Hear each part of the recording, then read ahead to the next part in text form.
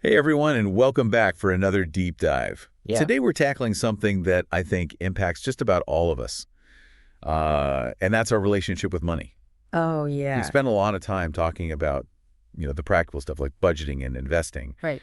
But what about all the emotional baggage that we bring to the table when it comes to finances? Yeah. So that's what we're diving into today, like those money wounds from our past hmm and how they can really affect our financial well-being.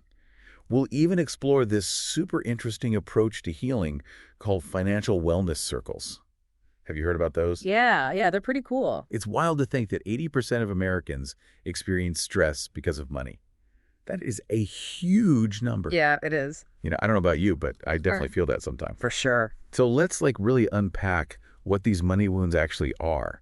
How do they manifest in our lives? Right. And most importantly, how can we start to heal them? It's so interesting how these money wounds or money trauma can really stick with us. They're like these emotional scars from negative experiences we've had with money, and they can impact us years later. It's amazing. Okay, so what kind of experiences are we talking about here? Can you give us some examples? Sure. Well, think about something like growing up in poverty. That constant stress of not having enough can create this deep-seated feeling of scarcity.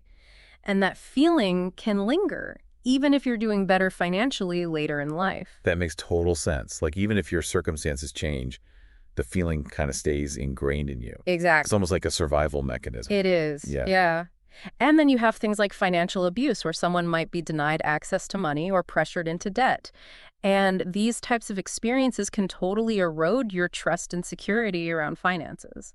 Yeah, it's heartbreaking how deeply these experiences can impact people. And I imagine even something like crippling student loan debt can leave a lasting wound. That has to be tough. Absolutely. That weight of that debt can feel like this constant burden. Mhm. And let's not forget the pressure from society and our culture. Oh, yeah. The constant messages to buy the latest things, keep up with appearances. Right. It can lead to overspending debt and just this cycle of financial stress. All of this is really resonating with me. I'm starting to see how these wounds, whether they're from childhood or relationships or even societal pressures, Right. can really mess with our financial well-being.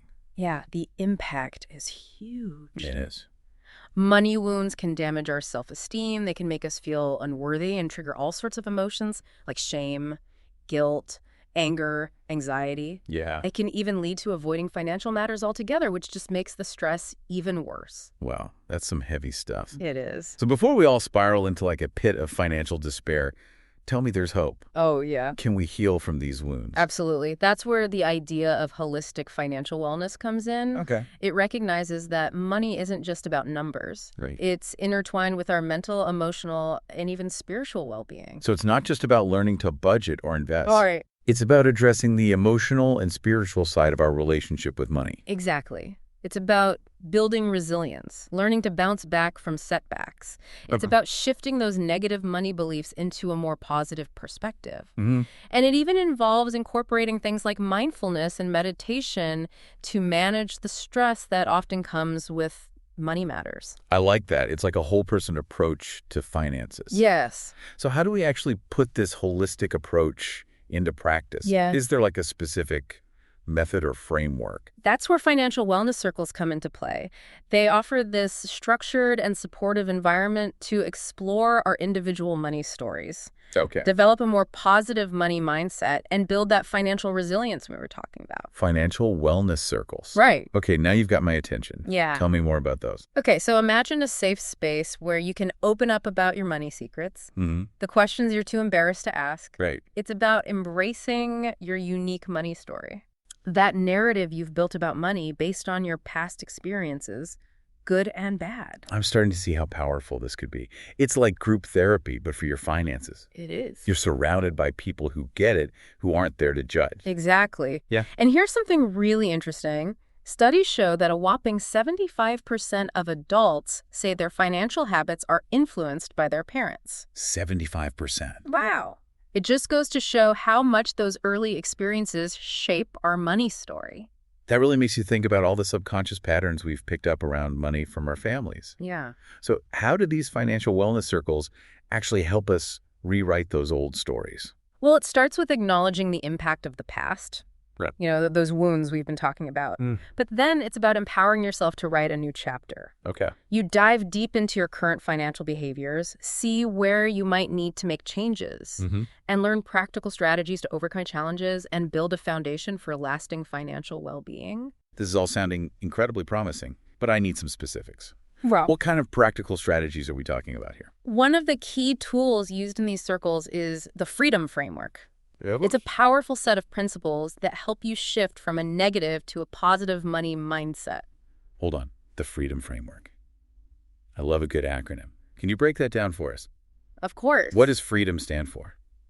Well, each letter represents a key principle. Focus, reframe, embrace, empower deep dive opportunities, and maintain. Okay, I am ready to dive into those principles and see what this freedom framework is all about. Let's start with focus. Okay. This principle is all about shifting your attention to the present moment. It's about letting go of those past money mistakes, the regrets, the what ifs, and just focusing on what you can actually control right now. Yeah, that makes sense. I mean, it's so easy to get stuck in the past, dwelling on those financial missteps. It is. But how do you actually make that shift to the present? Like, what does that look like in practice? One powerful technique is practicing mindfulness.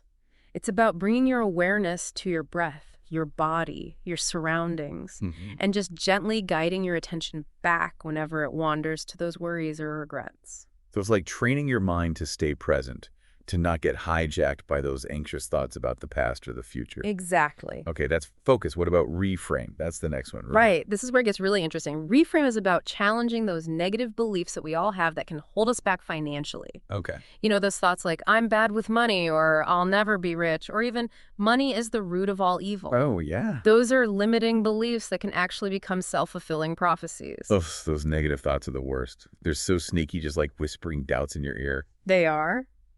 So how do you really reframe those beliefs? Do you just tell yourself the opposite? It's a little more nuanced than that. Okay. It starts with becoming aware of those negative thoughts. Once you've identified them, you can start to question their validity.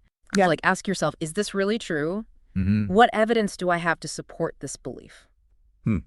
It's like putting those negative thoughts on trial, examining the evidence and seeing if they actually hold up under scrutiny. Exactly. Like that. And as you start to dismantle those old beliefs, you can start to replace them with more empowering ones. Okay. So instead of, I'm bad with money, you might try something like, I'm learning to manage my finances effectively, Right. or I am capable of making wise financial decisions. It's about shifting from a negative self-image to one that's more capable and worthy. Yes. Yeah, it sounds a lot like rewiring your brain for financial success. That's a great way to put it. Cool. Okay. Okay, so that's reframe. What about embrace? Embrace is about acknowledging the impact of your past, Yep. both the positive and the negative experiences that have shaped your beliefs and behaviors around money. This sounds like it could be emotionally challenging for some people. It can be. It's one thing to acknowledge those wounds, but how do you actually embrace them? It's about recognizing that your money story, even the painful parts, has made you who you are today. Okay. It's about understanding how those experiences have shaped your beliefs, your habits, even your fears around money. So it's not about dwelling on the past or blaming anyone. Right. It's about learning from it, understanding how it's influenced you, Exactly. and then using that awareness to move forward. Exactly. It's about taking ownership of your story and seeing it as a stepping stone to creating a new, more empowering chapter. And that leads us to empower. All right, empower. Yeah. I'm ready to be empowered. What's this one all about? This is where you tap into your inner motivation. It's about connecting with your deepest why for achieving financial well-being. So it's about figuring out what really drives you, like what your ultimate goals are with money. Precisely. It's about asking yourself those big questions. What do I truly value? Mm-hmm. What are my dreams and aspirations? What kind of life do I want to create for myself and my loved ones? This is getting deep, but I love it. It is deep work. It's about aligning your financial goals with your core values, with what truly matters to you. Yes. It's not just about accumulating wealth for the sake of it. Right. It's about using money as a tool to create a life that feels meaningful and fulfilling. Exactly. And when you tap into that deeper sense of purpose, it fuels your motivation and it gives you the strength to overcome challenges along the way. Because let's face it, the journey to financial well-being isn't always easy. Yeah, for sure. There will be setbacks, there will be moments of doubt. But when you have a strong why, it helps you stay the course. I'm starting to see how each of these principles builds upon the last one. It's like a step-by-step process to transform your relationship with money It is. from the inside out. Okay, so we've covered focus, reframe, embrace, empower. What's the next principle in the freedom framework? It's time for a deep dive. Uh-huh. You got that right. Okay. Okay, tell us, what does it mean to take a deep dive in this context? This principle is all about taking an honest look at your current financial behavior. It's about examining your spending habits, your saving patterns, your debt, your income, and getting a clear picture of where your money is going and how you're currently managing it. This sounds like the get real phase. Yes, it is. It's about facing the facts and figures, no matter how uncomfortable it might be. Precisely. And it's not about judgment, it's about awareness. Okay. Once you have a clear understanding of your financial situation, you can identify areas where you might need to make changes. It's like laying all your financial cards on the table and seeing what you're working with. Yes. And once you have that clear picture, you can start making more conscious and intentional decisions with your money. Exactly. And that brings us to opportunities. Okay, opportunities.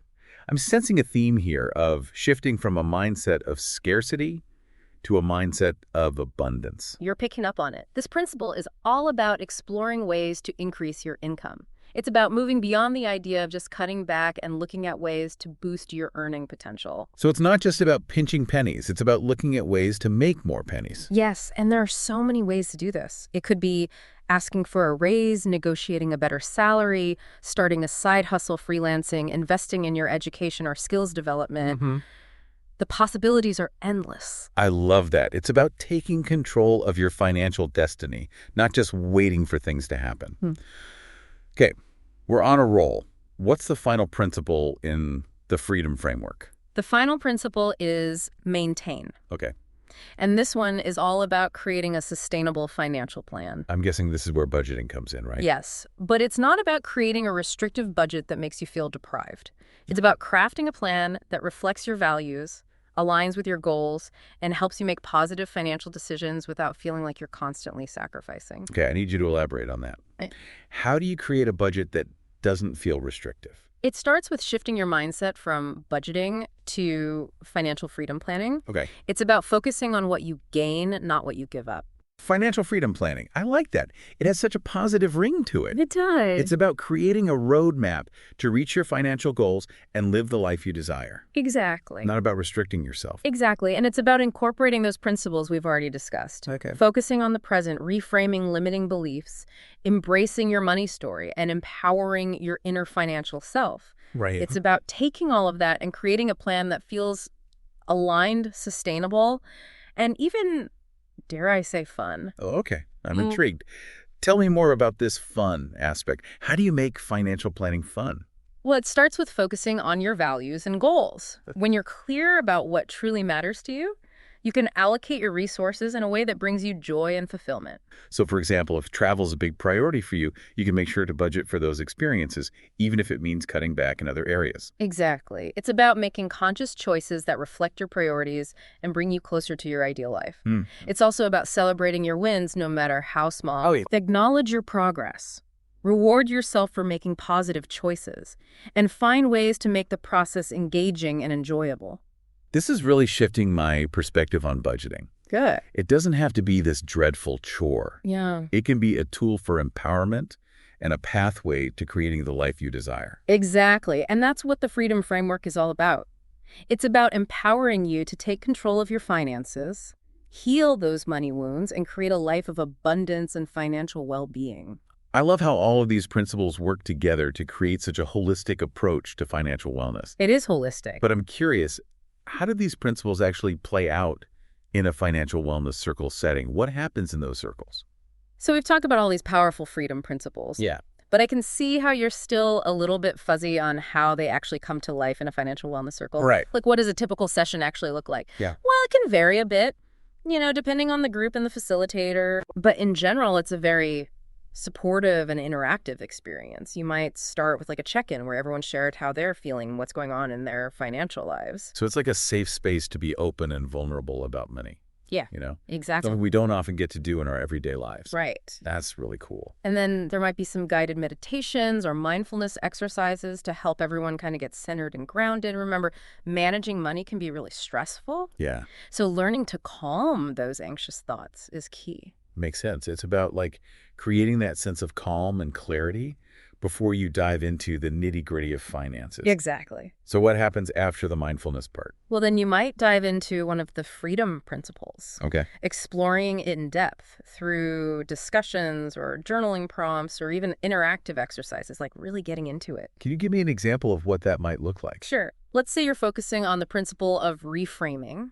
The facilitator might guide the group through an exercise where they identify those limiting beliefs about money that we talked about. Right. And then they challenge those beliefs and then come up with more empowering affirmations. So it's not just about talking about these principles, it's about putting them into practice. Exactly. Like experiencing them firsthand. That's right. And the beauty of the circle is that you get to hear other people's perspectives and experiences, Right. which can be incredibly validating and inspiring. You realize you're not alone in your struggles. Yeah. And you can learn from each other's successes and challenges. It's like a collective wisdom, right? Yes. A support system to help you navigate this often confusing world of money.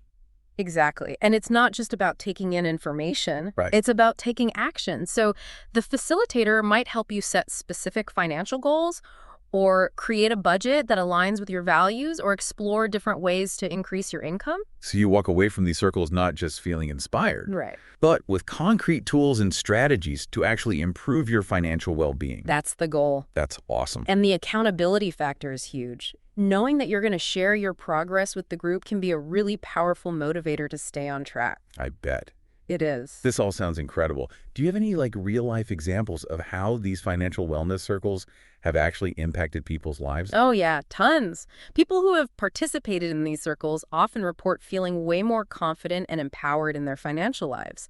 They're able to communicate more openly with their partners about money, make more informed financial decisions, and they even start achieving their financial goals. Wow. Whether it's paying off debt, saving for a down payment on a home, or even starting a business. That's so inspiring. It is. It sounds like these circles can really be life-changing for people. It's like they provide a roadmap, not just to financial well-being, but to a more fulfilling life overall. That's exactly it. Financial wellness isn't just about money. It's about freedom, peace of mind, and the ability to live a life that aligns with your values. And I think that's something we all strive for. It has been such an eye-opening deep dive into this whole world of money wounds and holistic financial wellness. Yeah. I especially love the concept of these financial wellness circles. Yeah. It's such a unique and powerful approach. It's not just about learning about money. It's about healing your relationship with it, Right. connecting with others, Yeah. and ultimately empowering yourself to create the financial future you desire. I love that. Me too. It's true. So to our listeners, I'll leave you with this question. Okay. What would it look like for you to rewrite your money story? What steps can you take, even small ones, to start healing those wounds and create a more positive and empowering relationship with money? That's a great question. I think so. Really powerful. Remember, you have the power to change your financial narrative. We do. And you don't have to do it alone. Thanks for joining us on this deep dive. We'll see you next time for another fascinating exploration.